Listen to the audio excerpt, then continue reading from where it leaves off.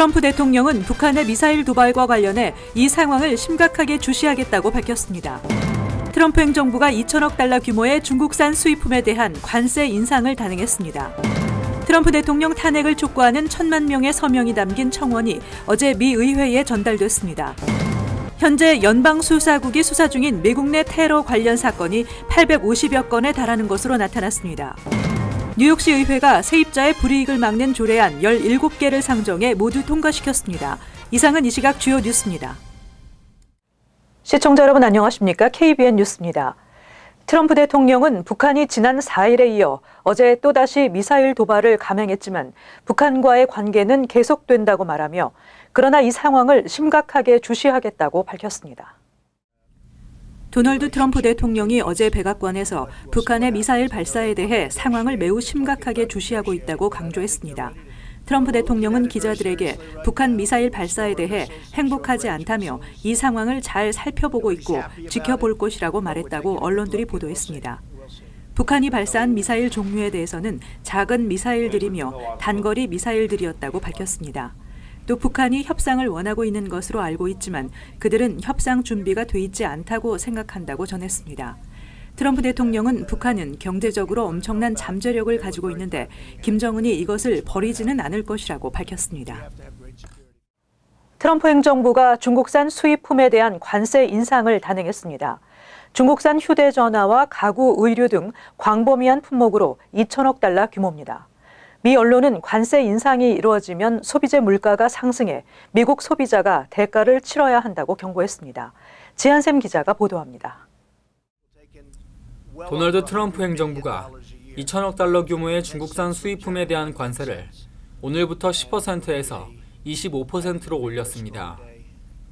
따라서 미국은 총 2,500억 달러 규모의 중국산 수입품에 25% 관세율을 적용하게 됩니다. 적용 대상 품목은 중국산 휴대전화, 가구, 의류 등 광범위합니다. 월스트리트저널에 따르면 백악관은 성명을 통해 트럼프 대통령이 로버트 라이트하이저 미 무역대표부 대표 및 스티븐 무누신 재무장관과 만나 진행 중인 협상과 관련해 논의한 데 이어 이 같은 결정을 내렸다고 밝혔습니다. 중국 상무부는 필요한 보복 조치를 취하겠다며 즉각 반발했습니다. 중국이 어떤 보복 조치를 언제 시행할지는 자세히 언급하지 않았습니다. 다만 미국이 실제 25% 관세율을 부과하기까지는 시간이 걸려 현재 워싱턴에서 고위급 무역 협상 중인 미중은 일단 시간을 벌어놨습니다. 인상된 관세는 오늘 이후 중국을 떠난 제품에 적용됩니다. 중국산 화물이 미국 항구로 들어오기까지 소요되는 시간은 3에서 4주 정도입니다. 앞서 이번 주 무역 협상에서 미중이 타결에 이를 것이라는 관측이 지배적이었지만 트럼프 대통령이 관세율 인상을 선언한 것입니다. 미국은 중국이 협상 과정에서의 약속을 지키지 않았다고 비난했습니다. KBN 뉴스 지한샘입니다. 미 시민단체들과 민주당 의원들이 동참해 트럼프 대통령 탄핵을 촉구하는 1,000만 명의 서명이 담긴 청원을 어제 미 의회에 전달했습니다. AFP 통신에 따르면 트럼프 대통령 탄핵 청원 서명은 탄핵 필요, 여성 행진, 미국을 위한 민주주의 등의 시민단체들이 주도했으며 의회 전달 행사에는 민주당 내 적극적 탄핵 찬성파인 라시타 탈리브 엘 그린 하원 의원이 동참했습니다. 엘 그린 의원은 기자회견에서 우리가 오늘 여기에 있는 이유는 1,000만 가지 이유가 있다며 탄핵 절차 개시는 헌법상 필요에 따른 것이라고 주장했습니다. 이는 탄핵 절차 개시에 부정적인 당 지도부를 겨냥한 발언으로 해석됩니다. 제럴드 네들러 하원 법사위원장은 윌리엄 바 법무장관이 로버트 뮬러 특검의 러시아 스캔들 수사 보고서 전체를 제출하라는 의회의 요구를 거부하자 대통령이 법을 따르지 않고 의회의 모든 정보 제공을 거부하고 있다며 이는 헌법적 위기라고 말했습니다. 하지만 낸시 펠로시 하원의장은 트럼프 대통령이 사법 방해를 계속하고 있다고 비판하면서도 정치적 역풍을 우려해 탄핵에는 신중한 태도를 보이고 있습니다. 트럼프 대통령은 2016년 대선 당시 러시아 정부와 공모했다는 의혹을 받았으며 이와 관련한 뮬러 특검의 수사를 방해했다는 의혹을 받고 있습니다. 트럼프 행정부가 각종 이민 관련 서류의 수수료를 인상하고 축소하는 방안들을 마련하고 있습니다. 노동부의 H-1B 신청 수수료 인상과 이민서비스국의 이민서류 수수료 면제 대상 축소가 검토되고 있습니다. 연방노동부가 상원 세출입위원회에 제출한 2020 회계년도 예산안에 H-1B 신청 수수료 인상안이 포함됐습니다. 또 연방이민서비스국은 저소득층을 상대로 제공되는 영주권 갱신과 재발급, 시민권 수수료 면제 대상 축소를 검토하고 있는 것으로 알려졌습니다. 현재 이민서비스국은 푸드스탬프, 임시생활보조금, 생계보조금 등의 정부 보조 수혜자들과 연방정부 빈곤 수준 150%의 저소득층은 수수료를 면제해주고 150에서 200%는 수수료를 50% 할인해주고 있지만 최근 이들 수수료를 면제 대상에서 제외시키고 있습니다. 현재 연방수사국이 수사 중인 미국 내 테러 관련 사건이 850여 건에 달하는 것으로 나타났습니다.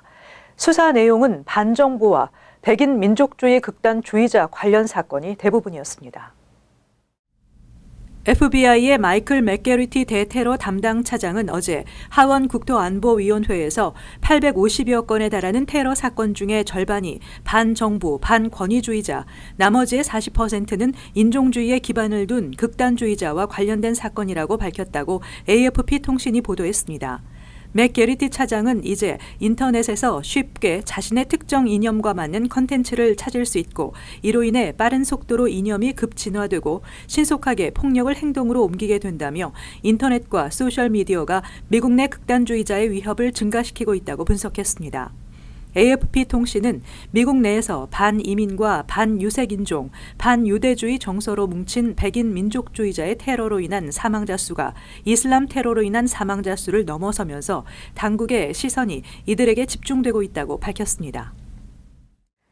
뉴욕시 의회가 세입자들의 불이익을 막는 조례안 17개를 상정해 모두 통과시켰습니다. 이 조례안은 세입자 보호를 강화하는 내용들로 의원들의 전폭적인 지지를 받았습니다. 코리 존슨 시의장은 이번 조례안이 세입자들의 권리를 지킬 수 있는 도구를 마련한 것으로 앞으로 삶의 터전을 잃지 않도록 도울 것이라고 밝혔습니다. 칼리나 리베라 의원이 상정한 조례안은 랜드로드가 건물 수리 등을 빙자해 세입자를 쫓아내지 못하도록 규정하고 있습니다.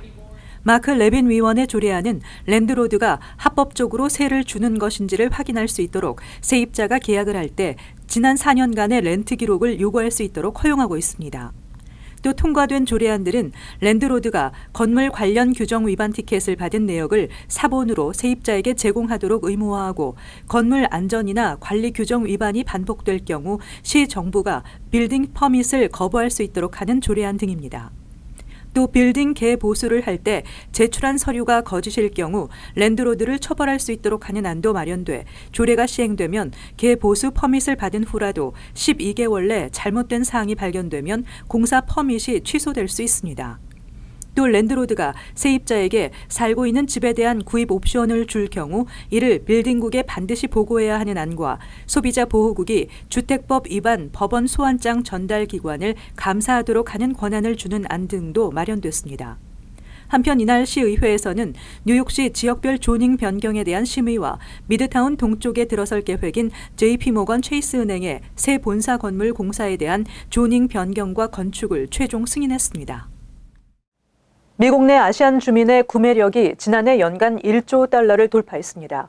이는 2010년보다 68% 늘어난 것으로 같은 기간 미국인 전체의 구매력 32%를 크게 능가하는 수치입니다.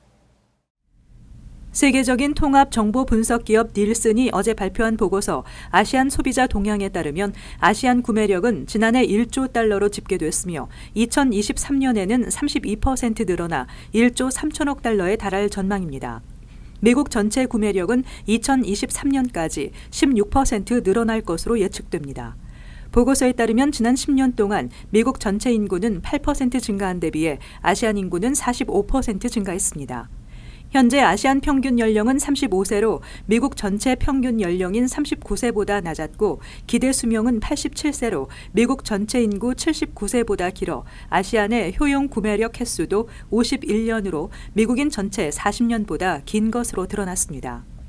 지난해 캘리포니아주의 아시안 구매력이 3,370억 달러로 미국 전체에서 제일 높았으며 이 지역 아시안 구매력은 2000년에 비해 63% 증가했습니다. 그 다음으로는 뉴욕주 880억 달러, 텍사스주 780억 달러, 뉴저지주 580억 달러로 나타났습니다. 2000년에 비해 2018년 아시안 구매력이 제일 많이 늘어난 곳은 워싱턴주로 390억 달러가 집계됐습니다. 또 보고서는 아시안 개인소득 중간값 역시 41,947달러로 미국 전체 인구의 중간값인 33,515달러보다 높았으며 특히 가구소득 중간값은 85,000달러로 미국 전체 6만 달러보다 높은 것으로 나타났습니다. 한편 보고서는 아시안 커뮤니티는 구매력뿐만 아니라 타인의 소비에 영향을 미치는 정도가 높다고 밝혔습니다. 장난감 천국 토이스RUs가 미국 내 대다수 매장을 폐쇄하고 파산 보호 신청을 한 데 이어 북미 최대 파티용품 소매점인 파티시티가 수십 개 매장 철수를 결정했습니다. 1986년 뉴저지에서 창업한 파리시리는 헬륨 풍선 등 파티 용품을 전문적으로 취급하는 매장으로 미국과 캐나다에 870여 개 점포를 운영하고 있습니다. 파리시리 최고 경영자 제임스 해리스는 올해 중 45개 매장을 폐점하기로 했다고 밝혔습니다. 파리시리의 매장 폐점 이유는 중동 지역과의 외교적 마찰로 인한 헬륨 가스 품귀 현상 때문으로 알려졌지만 궁극적으로는 아마존으로 대변되는 전자 상거래에 밀려 사세가 축소된 것으로 해석되고 있습니다. USA 투데이는 지난해 미국 내 소매 매장 5,500여 곳이 폐점했으며 토이스RUs와 매트리스 펌, K마트, 시얼스 등이 대표적인 곳이라고 소개했습니다.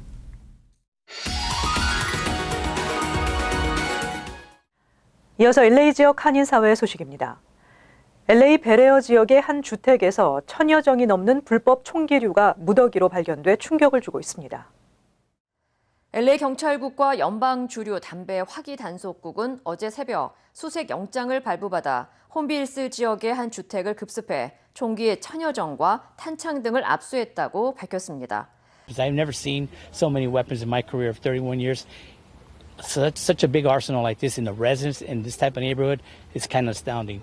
So the good thing is now this neighborhood is very clear of these weapons that could have ended up in the wrong hands. 집안에서는 개인 불법 총기를 비롯해 다수의 화기 제조 장비와 도구 등도 발견된 것으로 알려졌습니다. 한편 현장에서 공격용 무기의 제조와 유통, 운송, 판매 등을 금지하는 캘리포니아 주 법을 위반한 혐의로 체포된 57살 지라드 데미안 사이언스는 오늘 보석금 5만 달러를 내고 풀려난 것으로 알려졌습니다. 베버리 힐즈시가 추진하는 담배 판매 금지 법안이 최종 표결만 남겨두고 있어 귀추가 주목되고 있습니다. 베버리 힐스시 의회는 담배 판매를 금지하는 조례안을 1차 검토한 후 오는 21일 시의회 전체 투표에 붙이기로 결정했습니다. 시의회 전체 투표에서 담배 판매 금지안이 통과될 경우 오는 2021년 1월부터 일부 시가 판매점과 호텔 룸서비스를 통한 담배 구입을 제외하고 베버리 힐스 시내의 모든 주유소와 편의점, 약국 등에서 담배 판매가 금지됩니다. 한편 담배 판매 금지로 매출에 타격을 입을 수 있는 주유소와 마켓, 소매 체인 업소들은 소송까지 언급하며 반대의 목소리를 높이고 있습니다. 이어서 간추린 소식입니다. 어제 맨하탄 소재 연방 제2순회 항소법원 판사로 한인 마이클 박 변호사가 임명됐습니다.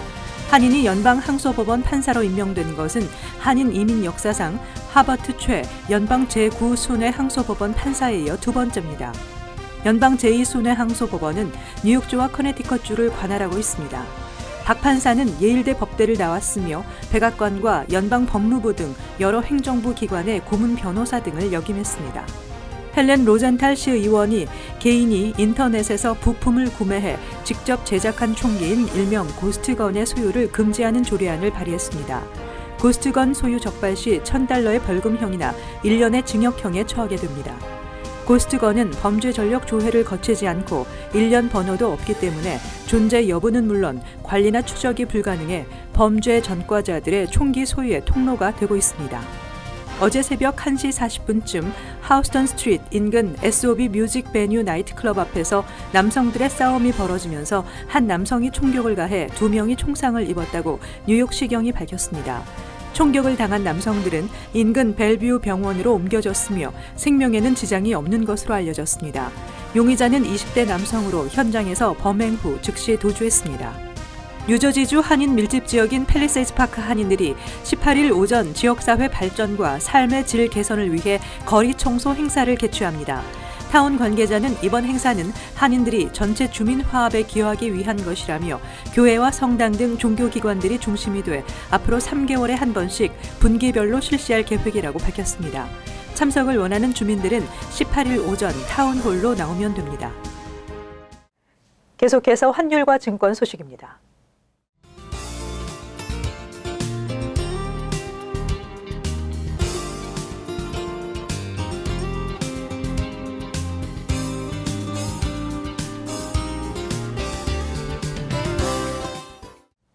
끝으로 날씨 전해드립니다.